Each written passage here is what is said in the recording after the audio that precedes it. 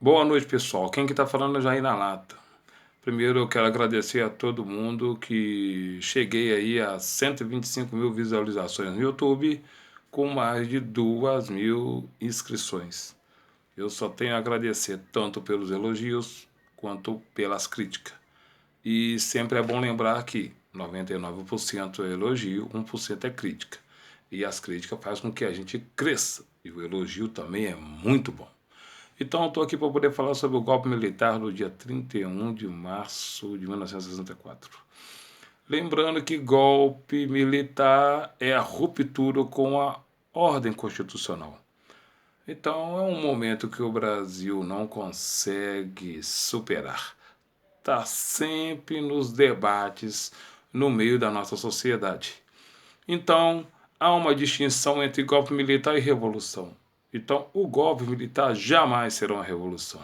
Segundo o conceito de Hannah Arendt, revolução, você pode colocar como exemplo a Revolução Norte-Americana do dia 4 de julho de 1776, a grandiosa e o paradigma mundial da Revolução Francesa do dia 14 de julho de 1789, nós temos também a Revolução Russa de 1917, a Revolução Chinesa de 1949 e a Revolução Cubana de 1959.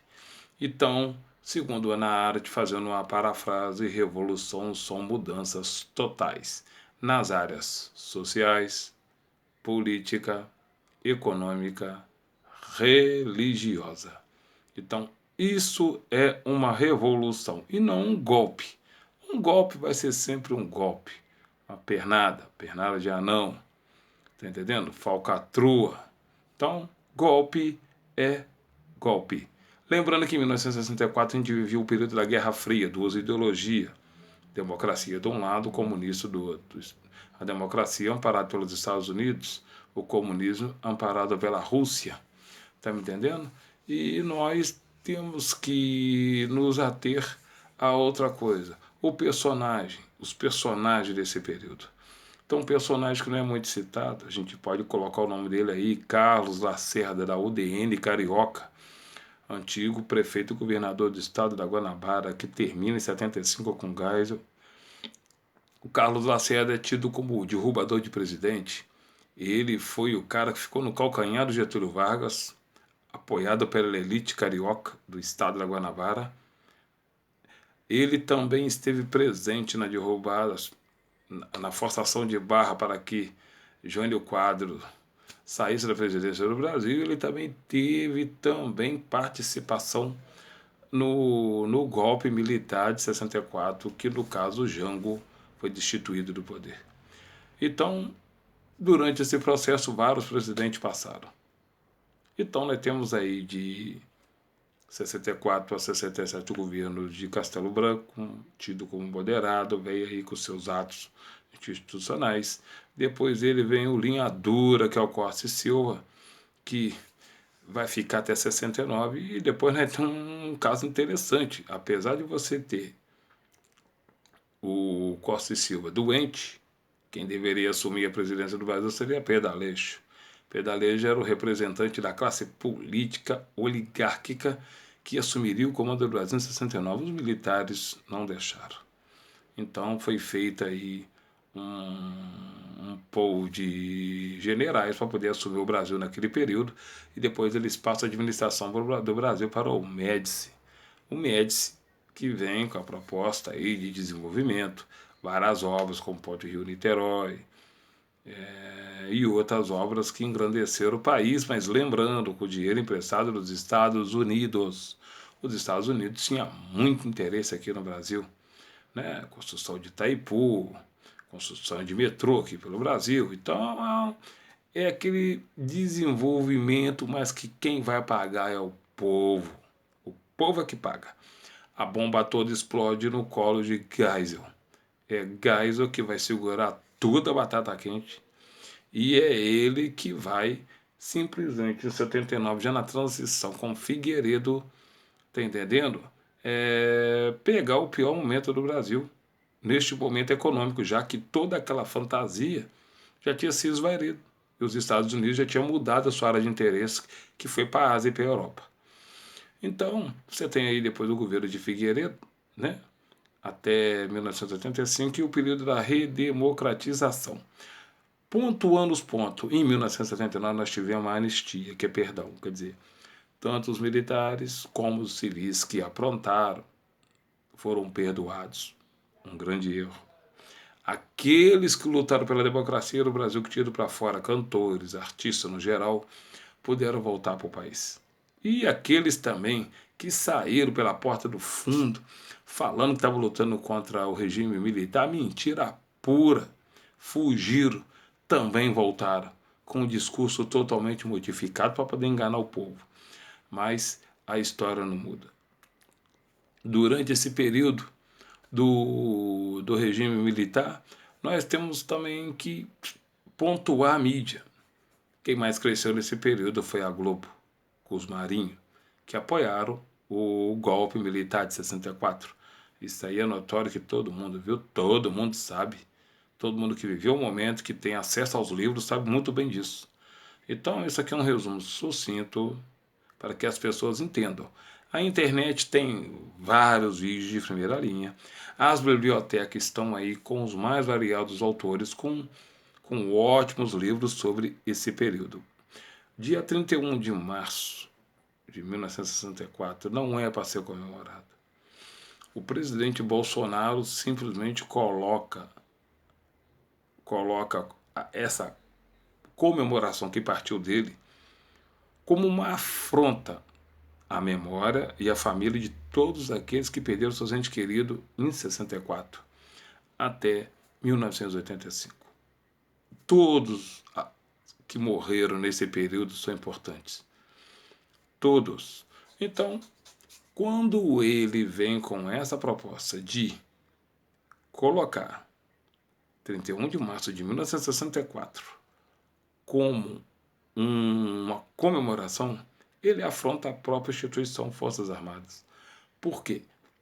O Exército naquele período errou, e errou muito.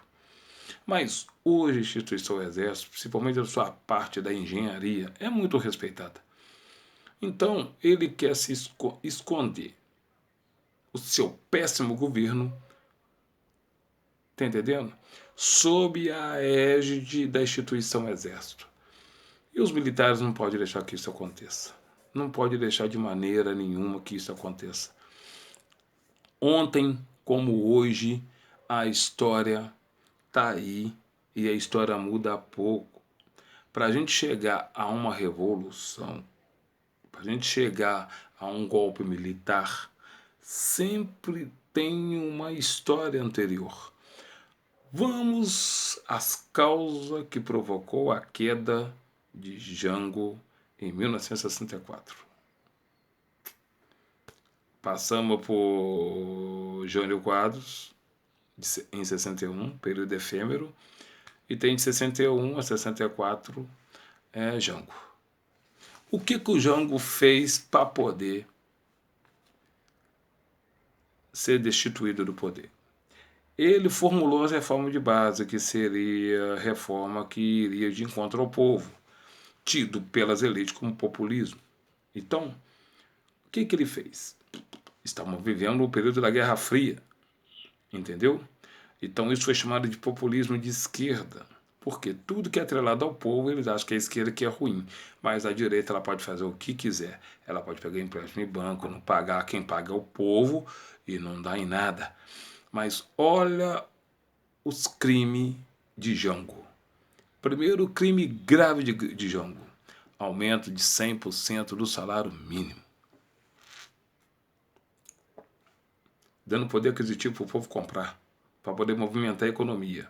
Quem fez isso, e muito bem feito, Lula, e depois a Dilma deu continuidade.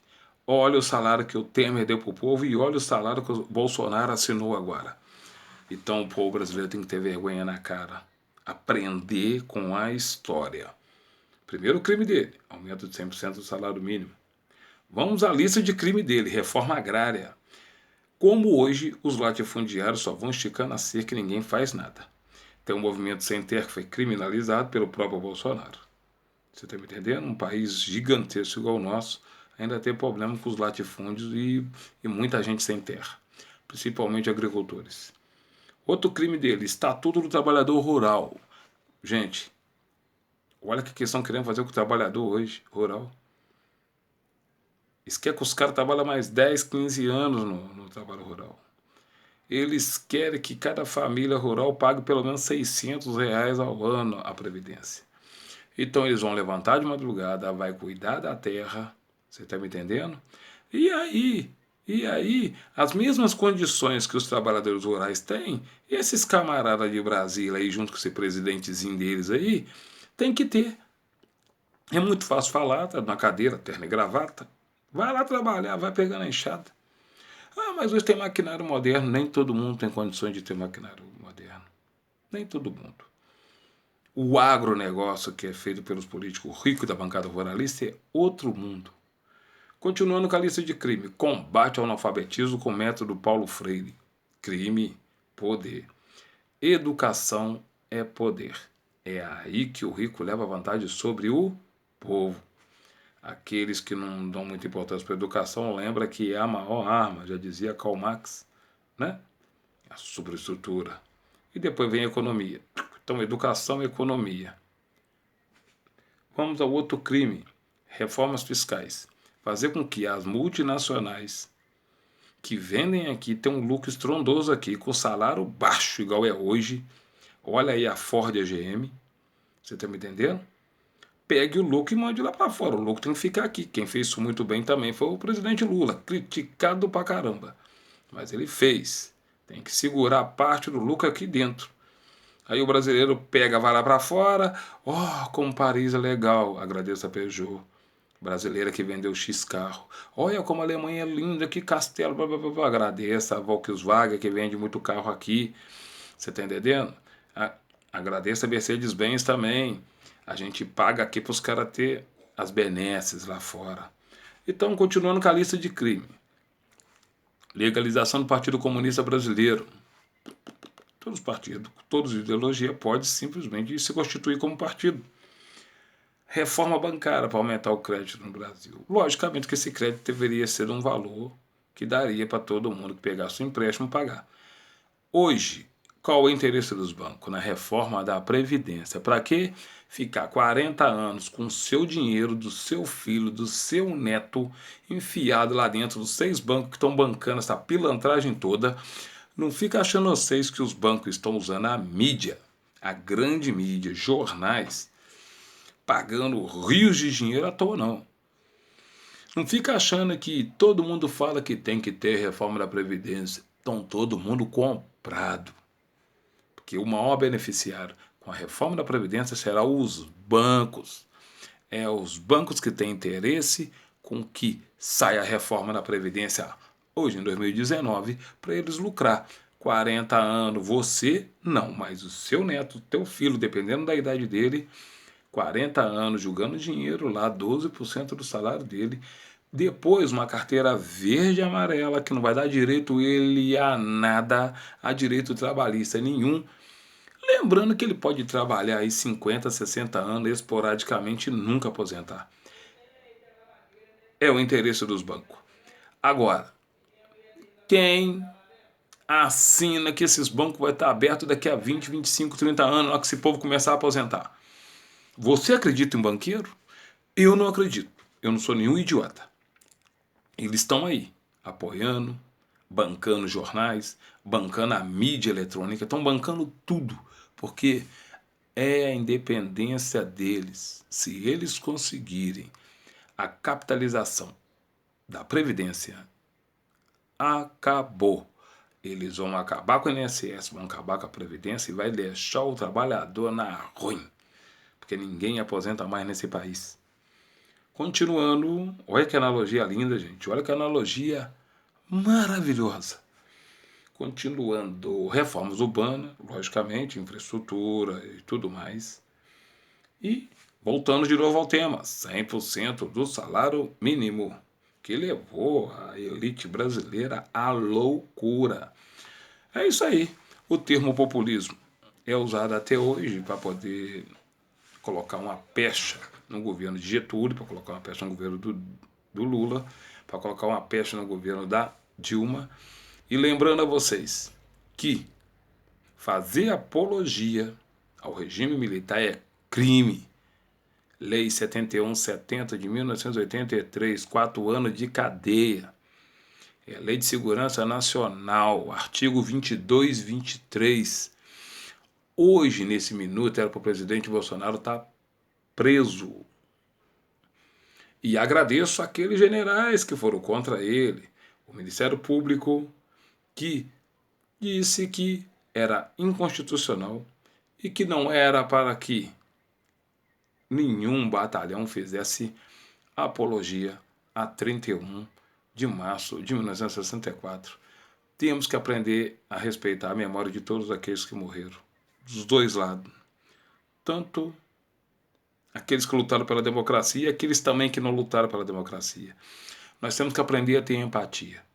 O que a gente não pode ser é canalha, perverso. Brincar com o sentimento das pessoas, brincar com o sentimento que teve filha estrupada em vários lugares pelo Brasil. Brincar com quem não teve ainda o seu ente querido para enterrar. A gente tem que ter esse tipo de empatia. Falar ser contra a PROD, mas se coloca no lugar de quem está esperando um irmão chegar, um pai que saiu para dar aula e foi morto, foi julgado em algum canto, foi colocado numa vala comum, colocaram uma árvore por cima, seguindo o modelo alemão. Você está me entendendo? Então, as pessoas estão faltando empatia. Ninguém é contra o exército. Nós somos contra as pessoas que naquela época fizeram aquilo e as pessoas que hoje, em 2019, continuam propagando a ideologia do regime militar, que jamais será uma revolução. O presidente Bolsonaro ele cometeu um crime. Se nós fosse um país sério, ele deveria pagar, sendo destituído do poder, e todos os seus ministros, boçais, que não sabem nada. Um ministro da Educação que é uma vergonha. Um ministro da Economia que só tem o olhar para o rico. E o resto nem existe. Quer dizer, vou acabar com os ministérios, que é o Ministério da Mulher, não sei o quê. Olha quem eles colocaram lá. Então, esse é o nosso Brasil. Essa pequena analogia, esse pequeno resumo, dá para a gente entender. Basta ir na biblioteca, basta entrar no YouTube que vocês vão ver milhares de vídeos. Tem vários livros de pessoas muito boas quanto a isso. E é sempre bom frisar que a Lei 7170 de 1983, a Lei de Segurança Nacional, o artigo 22 e 23, 4 anos de cadeia para quem faz apologia ao quê? Ao golpe militar, ou regime militar. Lembrando mais uma vez, tem amigos no quartel. Estudo com militares.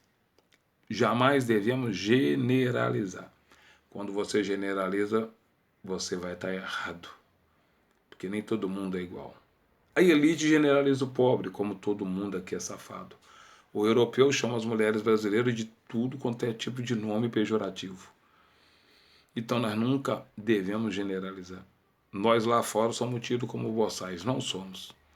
O dia que nós olhar para dentro de nós mesmos, ver que a gente pode fazer um país melhor, parar com a inveja que tomou conta do país, as pessoas ver o outro melhorando, tá entendendo? E pegando esse sentimento podre-mundo chamado inveja, julgando ele no vaso e dando descarga, vai ser uma coisa muito boa. E talvez o Brasil alcance ser a primeira economia do mundo. Porque uma economia não é feita em 5, 10, 15 anos. A Escandinávia está de pé com 60, 70 anos investindo em todas as áreas. E com imposto pesado de 50%. Mas se o povo trabalha e tem um bom salário, não tem perigo. O que eles estão querendo fazer agora é uma tremenda uma sacanagem. Salário baixo. Retenção do dinheiro na mão do rico, que não gasta nada aqui. O pobre estagnado. Isso vai levar ao quê? A uma quebradeira geral no comércio e de outras empresas, o rico com seu dinheiro guardadinho para ir na Europa, Estados Unidos, Ásia e agora países árabes e guardar, e gastar. Então, o golpe do dia 31 de março de 1964, e o João Eduardo de Lima vou usar uma tirinha preta em respeito a todas as pessoas que morreram durante esse período nefasto. E nem a anistia dada em 79 pode encobrir o crime que vários cometeram naquela época, entre eles vários militares. Várias pessoas da polícia, do DAICOD, tá entendendo? Tá tudo marcadinho, tá tudo lá bonitinho nos atos institucionais. Então, infelizmente, o nosso país necessita de muita memória. E junto com a memória vem o respeito. Junto com a memória vem a empatia. E junto com a memória vem a resiliência, que é superar e sair por cima. Se o nosso país não é o número 1 do mundo, agradeça ao nosso próprio povo. Agradeça a uma bandeira que a gente tem, que não é verde e amarela, é verde, amarela, azul e branca. Entendeu? E nós podemos sim ser o número 1 do mundo. Basta a gente querer. Basta pegar esse sentimento nefasto chamado inveja, e engavetar ele e seguir cada um com a sua vida para frente, racionalizando na hora de comprar, investindo menos na vida dos outros e tomando mais conta da sua própria vida. E sempre passando ideias boas, lendo mais, questionando mais e jamais xingar um político. Mas você tem que inquirir ele, chamar ele para perto de você, fazer as perguntas. Por quê? A estrada que eles usam da mentira, todo mundo é sabedor. Todo mundo é sabedor. Se nós estamos vivendo esse momento conturbado, agradeça a quem? Ao fake news? Aos fake? Fake news são notícias falsas. Fake são perfis falsos. Que desapareceram da internet são as pessoas que entraram, acreditaram naquilo, muitas hoje estão com vergonha, estão vendo um presidente da República elogiando um momento nefasto que o país passou, na maior cara de pau, por quê? Não teve e não tem competência e escolheu errado. Quem anda do lado dele, se ele mesmo não tem essa competência para administrar um país chamado Brasil.